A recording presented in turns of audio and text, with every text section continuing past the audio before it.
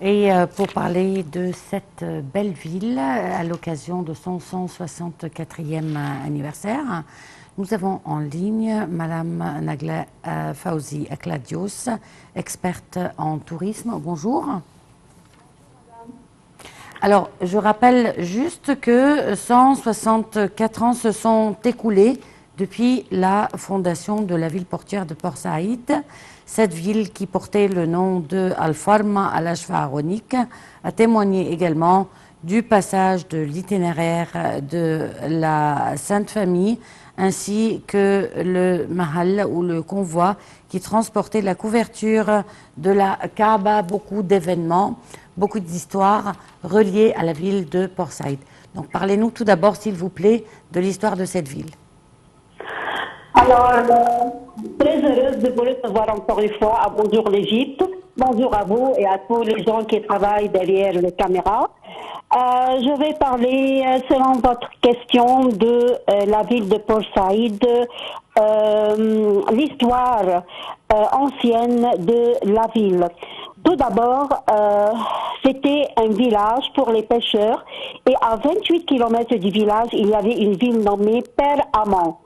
Et Père Amand a été fondé par les rois, les anciens rois de l'époque pharaonique. On a trouvé là-bas, madame, beaucoup de monuments qui datent de la 4e dynastie. Et la 4e dynastie, c'est la dynastie de la fondation des pyramides. Et on a trouvé encore un grand temple pour le dieu Amon, qui a été fait par Ramsès II. Et encore, le roi Psusénus. Le roi Psusénus, c'est un roi, c'est le petit-fils de Ramsès XI. Là-bas, il a dirigé l'Égypte de Tanis ou de l'ancienne ville de Port Saïd. C'était à l'époque Tanis, ou a pris le nom de Tanis. Si on va parler des noms, la ville a pris le nom de Père Amand, et puis les Grecs l'ont nommé Bilous, et puis les Arabes l'ont nommé El Farma. Alors, retournons à Tanis, et c'est le nom lancé par les anciens Égyptiens. C'était un jour le siège de l'État 1000 ans avant Jésus-Christ. D'accord. Alors là-bas, Psusénus Ier, il a fait un très grand palais, c'était le siège de l'État. Il a fait un tombeau, un très beau tombeau. À l'intérieur, il y avait des monuments incomparables. Si on va les comparer, ça va être comparé par les monuments et le trésor de Toutankhamon. Et dans le musée de la place Tahrir, il y a une salle qui renferme le trésor de Psusénus. Mais pourquoi ça n'a pas pris la réputation de la découverte du tombeau de Toutankhamon? Parce que ça a été découverte en 1940. Et à cette époque-là, c'était la guerre mondiale et le monde était occupé avec la guerre mondiale. Et c'est pourquoi que le trésor n'a pas pris la même réputation. Donc, Tanis est une ville très, très importante. Et la place actuelle, si on va parler de la place actuelle de l'ancienne ville, avec son trésor, avec ses tombeaux et son temple, c'est Son el-Hagar. C'était la capitale du 14e province du Delta. Et cette ville renferme des monuments, comme j'ai dit, de la 4e dynastie. Cette ville de Port Saïd, elle contient également la statue de Ferdinand de Lesseps. Alors, parlez-nous de cela. Pourquoi la statue existe-t-elle là-bas? D'accord. Alors, la statue de Lesseps. Tout le monde, alors, on a appris dans l'histoire en primaire que Lesseps, c'est la personne qui a convaincu Saïd Pacha pour creuser le canal de Suez. Alors, Saïd Pacha a donné ses ordres et le canal a été creusé par les Égyptiens et le travail était par force, comme on connaît. Mais à l'inauguration du canal en 1869, on a fait une très grande statue pour Lesseps. Et cette statue-là a été construite lors, comme je dis, de l'inauguration exactement en 1800, oui, c'est en 1869. Pour servir alors la navigation internationale du canal. Mais la statue a été enlevée par la résistance populaire en raison de l'agression tripartite contre l'Égypte en 1956. Alors, vous connaissez que le canal a été créé pour l'intérêt des pays de l'occidental. Alors, pour faire passer la plupart des marchandises de l'Afrique vers l'Europe et vice-versa. Alors, c'était pour leur intérêt. Ils ont pensé qu'ils vont mettre la main sur le canal. Et tout ça a été dirigé ou fait par Deliceps. Mais, enfin, le gouvernement égyptien a compris le jeu et ils ont commencé à mettre le canal ou à faire de la région du canal de Suez et les villes du canal, Port Saïd, Ismailia et Suez. Alors surtout le canal, l'autorité du canal de Suez, ils ont enlevé, le président Nasser, le drapeau égyptien annonçant l'indépendance du canal de Suez. Et en ce moment-là, il y avait l'agression tripartite en Égypte. Et le peuple du Port Saïd a fait la lutte tout seul contre l'agression. Oui. C'était en 1956. Et en ce temps-là, ils ont détruit ou ils ont enlevé, ils ne l'ont pas détruit, mais ils l'ont enlevé la statue qui n'est pas déposée jusqu'à maintenant à sa place. D'accord. Port Saïd se caractérise aussi par sa montagne de sel. Parlez-nous de cette montagne, s'il vous plaît. La montagne salée.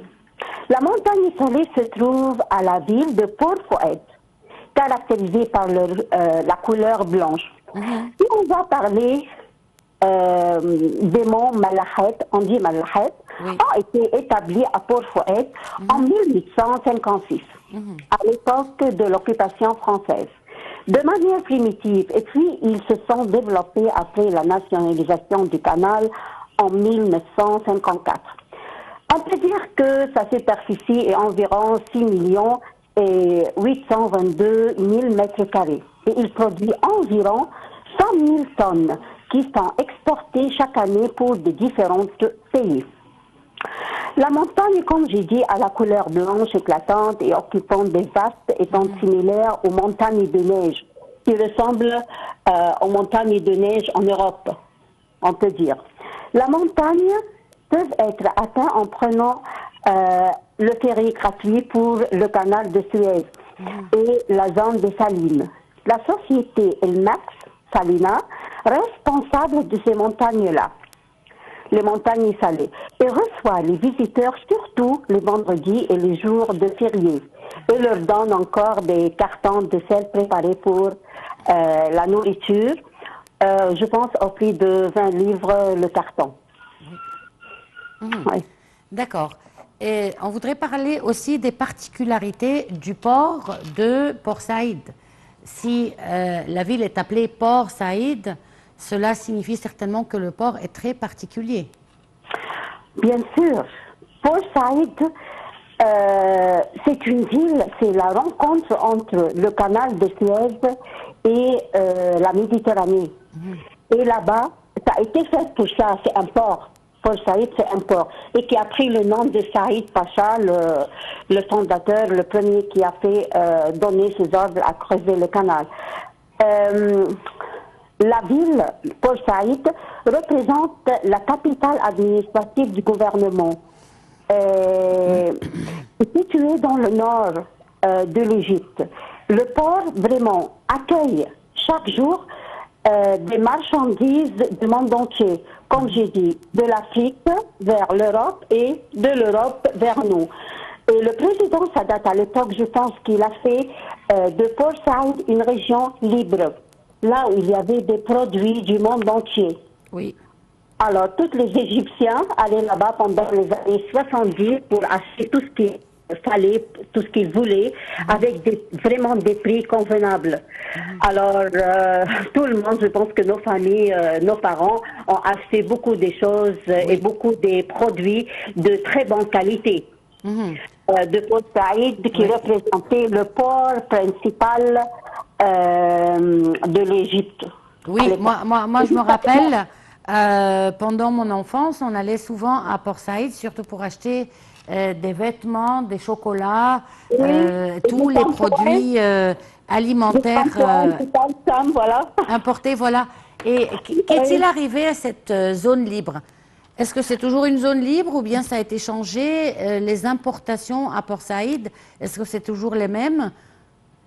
Alors, oui, ça a été changé, malheureusement.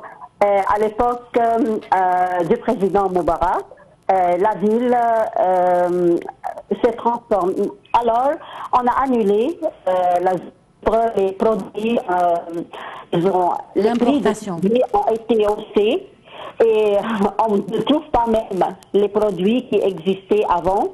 Alors, ça a été un fermé.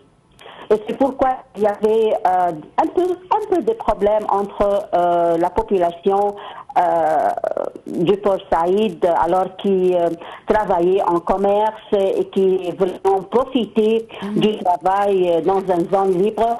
Beaucoup de gens à cette époque ont perdu leur travail.